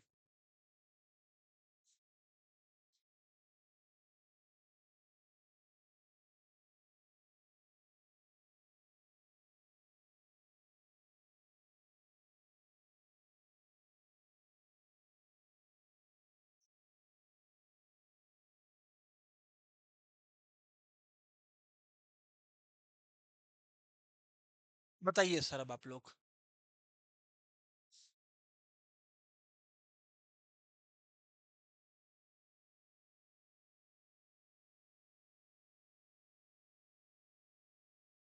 हुआ क्या, चलो सर बातचीत करो अब आप हम लोगों के साथ। मैं क्या बोल रहा हूँ आप लोगों को, एवरीवन। ई यू आपका हो गया एक्सपेक्टेशन, और यू हो गया आप लोगों का sum total of P I U I, सब total of P I U I. अब व्हाट आई सजेस्ट एवरीवन, या what I tell everybody is, ध्यान से सुनिएगा यहाँ पर। देखिए सर, इसके बाद का जो खेला है वो ये है कि अब आपको निकालना है P I U I square. मतलब आपको कुछ नहीं करना है, ये जितना भी वैल्यूज है इनका स्क्वायर को मल्टीप्लाई करके ऐड करना है। आ रहा है बात समझ में, यस और नो। यस सर, वो वाला बात आप करोगे, ये रहा देखो किया हुआ है। फिर ऐड करना है, हाँ या ना। फिर जब आप इसको और इसको माइनस करते हो ना, तो आपका वेरिएंस निकल कर आ जाएगा। क्या निकल के आएगा, वेरिएंस। इसको बोलते हैं वी एक्स, ये माइनस ये, हाँ या ना।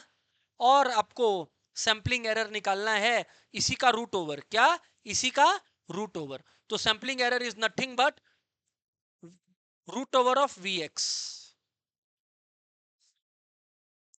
स्टैंडर्ड डिविएशन भी है, बिल्कुल है, स्टैंडर्ड डिविएशन भी है।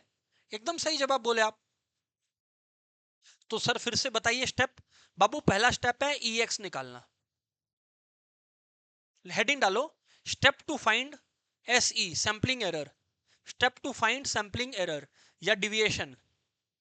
Step two find sampling error या डिविएशन।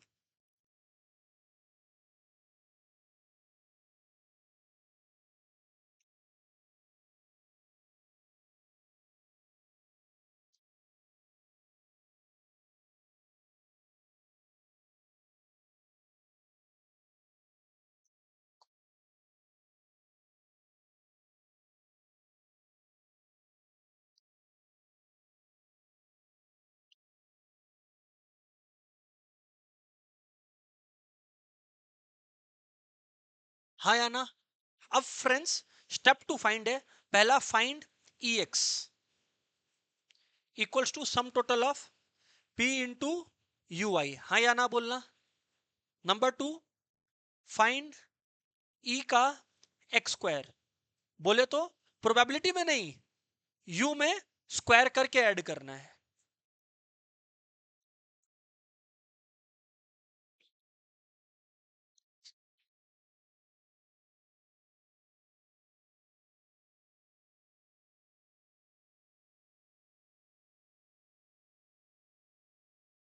ये हो गया। अब बाबू थर्ड स्टेप आपको क्या करना है, वी एक्स निकालना है, जो कि है ई एक्स स्क्वायर माइनस, आप देखिए ई एक्स हो गया, हाँ या ना बोलिए। और लास्ट स्टेप है आपका sampling error equals to root over V X, हाँ या ना बोलिए। हाँ ठीक है, ई एक्स होल स्क्वायर लिखो ना, क्या है सही। हाँ correct correct, E x square minus everybody is correct ना, ये ई एक्स होल स्क्वायर होगा, मतलब ये जो आया ना एवरीवन, ये जो आया ना इसका पूरा स्क्वायर यहां पर आएगा, ठीक है कि नहीं है? Right sir?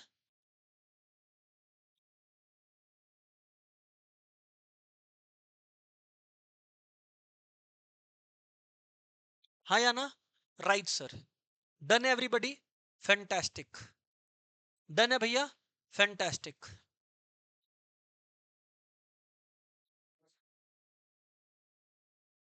ये कैसे निकला ये, देखो बाबू, ये स्टेप टू में आ गया था ये एक्स स्क्वायर, स्टेप वन में जो आया ना दोस्त, उसका होल स्क्वायर करना है। समझाता हूं, ये देखो ना, इधर पे आओ, छोड़ो विदाउट रिप्लेसमेंट, इधर देखो इधर देखो, ई एक्स निकाला आपने, देखो मैंने कैसे निकाला, ये दोनों मल्टीप्लाई करके ऐड किया, हाँ या ना? ई एक्स हो गया दोस्त। ई एक्स स्क्वायर मैंने निकाला, कैसे निकाला आप देखो, टू स्क्वायर क्या होता है, फोर, 4/3, हाँ या ना? थ्री स्क्वायर क्या होता है दोस्त, 9, फिर से फोर स्क्वायर क्या होता है दोस्त, 16, 16/3। सो एवरीवन ये आ गया 13 + 16 कितना हो गया बोलो, 29/3। एवरीवन बोलिए ना कितना आता है, 29/3 आता है। तो बाबू मैं आपको ये केवल बोल रहा हूं, what I am trying to say everyone is, कि ये 29/3 आया ना आप लोगों का, हेलो एवरीवन, 29/3 आया ना आप लोगों का। अब मैं बस इतना सा बात ऐड कर रहा हूं अपना, कायदे से सुन लेना जो बोल रहा हूं, कि 29/3 एक बार मेरा अगर आ गया है ना, एक बार मेरा 29/3 आया, प्लीज कायदे से सुनना, दिक्कत हो तो पूछना। अब बच्चा पूछ रहा था क्या होगा, तो मैं यहां पर ये बता रहा हूं, हालांकि इसमें फॉर्मूला अलग लगता है, बट इन जनरल बता रहा हूं आपको। तो क्या करना है, 29/3 माइनस जो पहले आया था ना उसका स्क्वायर, आप वी समझना चाह रहे थे दोस्त, है? और फिर उसका रूट ओवर आ गया। क्लियर है नहीं क्लियर है, यस और नो यार? खत्म। चलो अब मैंने देखो जो टारगेट सेट किया था वो अचीव किया, आप लोगों को व्हाट इज सैंपलिंग बताया, टाइप्स ऑफ सैंपलिंग बताया, प्रिंसिपल्स बताया, न्यूमेरिकल्स बताया। लास्ट चीज जो मेरी तरफ से पेंडिंग है वो आप लोगों को सम्स करवाना बाकी है। सम्स बोलने का मतलब है बैक क्वेश्चंस करवाना बाकी है। I will do that and we are done as far as this topic और चैप्टर इज कंसर्न्ड। मानते हो? तो चलिए सर, शुरू से शुरू करते हैं बातचीत को, शुरू से शुरू करते हैं बातचीत को। सुन रहे हैं क्या आप लोग? ध्यान दीजिएगा सारे लोग, ऑनलाइन वालों यहां तक क्लियर है क्या? एक बार अनम्यूट करके बोल दीजिएगा सारे लोग।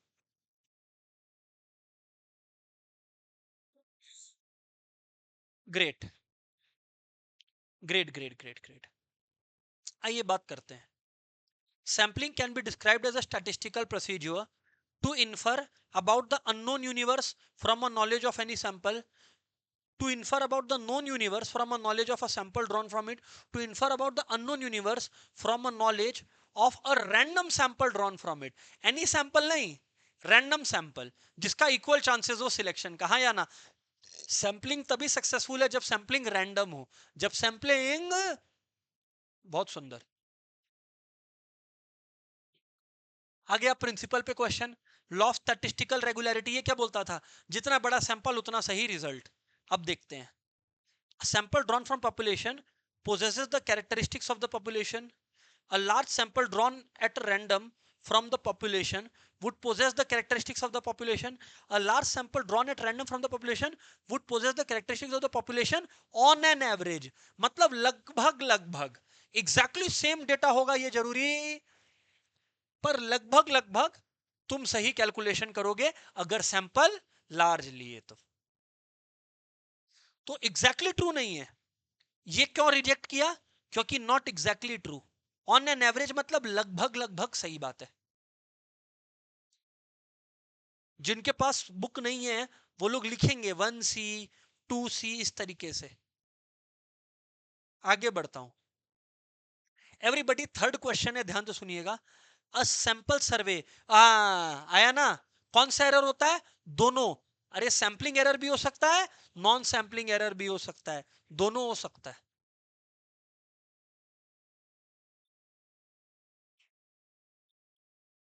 आगे बढ़ता हूं। द पॉपुलेशन ऑफ, अभी ये लोग सुनना, ये लोग क्या बोल रहा है? The population of roses in salt lake city is an example of. अरे भाई काउंट कर सकोगे क्या? इनफाइनाइट है। फिफ्थ क्वेश्चन पे चलते हैं।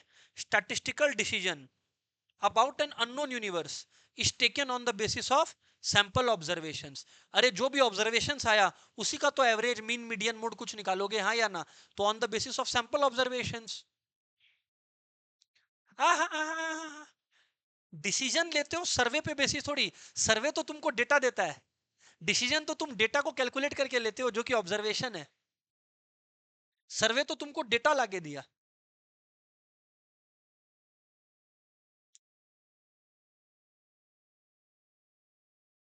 रैंडम सैंपलिंग, मैंने आपको बोला था रैंडम सैंपलिंग उसको बोलते हैं जब पॉपुलेशन में हर सैंपल का chances of being selected same हो। जब पॉपुलेशन में हर यूनिट का chances of being selected same हो। बताया था नहीं बताया था? जब पॉपुलेशन में हर यूनिट का चांसेस ऑफ बीइंग सिलेक्टेड, बोलो बोलो बोलो, सेम हो।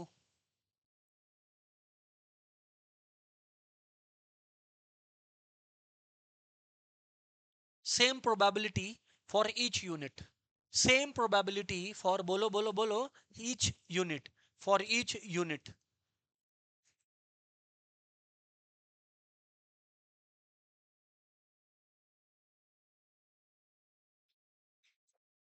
हाँ या ना बोलिएगा एवरीबॉडी। बराबर है क्या? वेरी वेरी गुड, बराबर है तो वेरी वेरी गुड। हाँ, जरा क्या पूछा बच्चा? क्या पूछ रहा है बच्चा? क्या पूछ रहा है कि सर सैंपलिंग पे जज करना अच्छा होता है? भैया कभी कभी अच्छा नहीं, जो पॉसिबल होता है वो देखना पड़ता है। कभी कभी अच्छा नहीं, जो पॉसिबल होता है वो देखना पड़ता है ना। नहीं, हर हर बार नहीं ना, चांसेस ऑफ एरर बहुत कम है। अरे फॉर एग्जांपल आप हर जगह सैंपलिंग कर रहे हो। आपको अगर घर पे मम्मी बोलती है कि भाई जाओ चावल लेकर आओ, तो आप बोलते हो भैया हम चावल देखेगा पहले, आप थोड़ा सा दाना हाथ में लेते हो, क्या घुस जाते हो उसके अंदर साला चावल के अंदर कि हम भैया एक एक यूनिट देख के जाएगा आज? हाँ। नहीं, तो सैंपल, मैं वही तो बोल रहा हूँ ना, सैंपल कभी भी आपको एग्जैक्ट देने के लिए बना ही नहीं है। सैंपल एक अंदाज देने के लिए बना है आपको। उदाहरण के तौर पे मैं इतने टाइम से करवा रहा हूँ फाउंडेशन, तो मैं अगर बोल दिया कि भाई फाउंडेशन में ऐसा है, मैथ्स का लगभग 80 से 90 क्लास लगेगा, एक एग्जांपल। तो जब मैं बोल रहा हूँ 80 या 90, तो मैं ये बोल ही नहीं रहा कि 80 क्लास लगेगा। 90 लगभग लगभग, क्या पता 5 ऊपर चला जाए, क्या पता 5 नीचे चला जाए। हाँ, और कहीं कहीं पे बहुत दूर का एरर होता है तो वो गलत सैंपल है। छोड़ो ना, मार्केट कैसा कर रहा है? आज अपने लोग कॉमर्स के स्टूडेंट्स है, फाइनेंस के स्टूडेंट्स है, मार्केट कैसा कर रहा है? बाजार ऊपर है नीचे है कैसे पता लगता है? जो लोग क्या देखते हैं, सेंसेक्स देखते हैं या निफ्टी देखते हैं, हाँ या ना? तो भैया निफ्टी क्या है? इंडिया के 50 बेस्ट कंपनीज का एवरेज। उसमें भी तो सैंपलिंग करना पड़ा। जब आप 50 कंपनी सिलेक्ट किए तो कितनी कंपनीज को छोड़ना पड़ा? सेंसेक्स में 30 कंपनीज का एवरेज लिया जाता है, तो 30 को सिलेक्ट करना पड़ा तो बाकी को छोड़ना पड़ा ना। क्या यही 30 कंपनी इंडिया कैसा कर रहा है बताएंगे? डिविएशन पॉसिबल है, होता ही है। अच्छा, अब parameter is a characteristic of a population, याद रखिएगा पैरामीटर हमेशा पॉपुलेशन से निकलता है, पैरामीटर हमेशा पॉपुलेशन से निकलता है, पैरामीटर हमेशा पॉपुलेशन से निकलता है। एक मिनट, मैं नहीं समझा, फिर से बोलो। कैरेक्टरिस्टिक, सैंपल के लिए होता है कैरेक्टरिस्टिक, लिख लो। सैंपल के लिए होता है कैरेक्टरिस्टिक, सैंपल के लिए होता है कैरेक्टरिस्टिक, पॉपुलेशन के लिए होता है पैरामीटर। सैंपल के लिए होता है कैरेक्टरिस्टिक, पॉपुलेशन के लिए होता है पैरामीटर। ओ ये तो आ गया, a statistic is a function of sample observation. हाँ तो गया नेक्स्ट क्वेश्चन।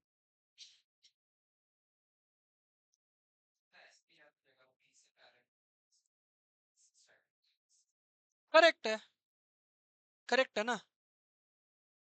जो भी है आगे बढ़ते हैं, ध्यान से सुनिएगा, ध्यान से सुनिएगा, आगे बढ़ते हैं। Sampling fluctuations may be described as, sampling fluctuation may be described as, जो फ्लक्चुएशन है वो in the value of a statistic है। In the value of a statistic क्या होता है? अरे तुम 10 स्टूडेंट्स को चूज किए, उनका एवरेज निकाले, उसको बोलते हैं स्टैटिस्टिक। पर अगर तुम सारे स्टूडेंट्स को लेके उनका एवरेज निकालते हो, उसको बोलते हैं पैरामीटर। तो जो फ्लक्चुएशन है वो तो स्टैटिस्टिक में आया ना, क्यों? क्योंकि सैम्पलिंग फ्लक्चुएशन है। फ्लक्चुएशन किससे देखा जाता है? अरे असल में जो वैल्यू था उससे। तुम अगर सच में एक्चुअल वैल्यू से कर रहे होते तो कभी भी कोई फ्लक्चुएशन आता क्या? सवाल ही नहीं उठता ऐसा।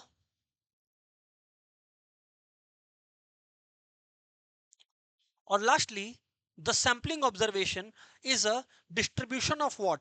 The sampling distribution is the, ध्यान से सुनिएगा एवरीवन, प्लीज पे अटेंशन, बड़ा इंपॉर्टेंट क्वेश्चन है। The sampling distribution is the probability distribution of a statistic. क्योंकि तुम सैंपल का कैलकुलेशन करते हो ना, आज ही तो सिखा है डिस्ट्रीब्यूशन, जहां इस कॉलम में प्रोबेबिलिटी लिखा हुआ था। यस, वही तो है। सो दोस्तों ये कुछ सम हमने किए या क्वेश्चन हमने किया, आई थिंक हो रहा है सबसे। तो ये जो फाइनली, इससे ज्यादा आपको कुछ पढ़ने का जरूरत नहीं है, सैम्पलिंग खत्म हो गया। बाकी का 10-15 तो 20 तो है क्वेश्चंस, 10 करवा दिया, 10 खुद ट्राई करना। ये हम लोगों का टॉपिक खत्म होता है सैम्पलिंग। Very good. बच्चा पूछ रहा है सर टाइप्स ऑफ सैम्पलिंग में कौन सा प्रोबेबिलिटी सैम्पलिंग है और कौन सा नॉन प्रोबेबिलिटी सैम्पलिंग है। जो बाबू पर्पसिव और जॉन जजमेंटल सैंपलिंग है ना, सिर्फ ये नॉन प्रोबेबिलिटी है। इसको छोड़ के सारा प्रोबेबिलिटी है, लिख लो।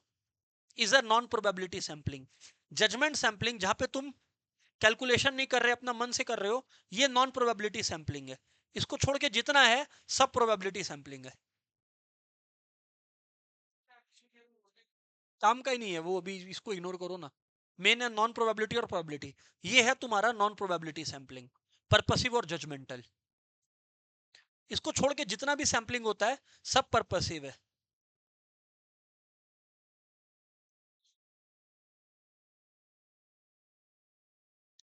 डन है क्या? That's it. सैंपलिंग चाहिए था आप लोगों को, खत्म। That's it, good bye everyone, tata for the day.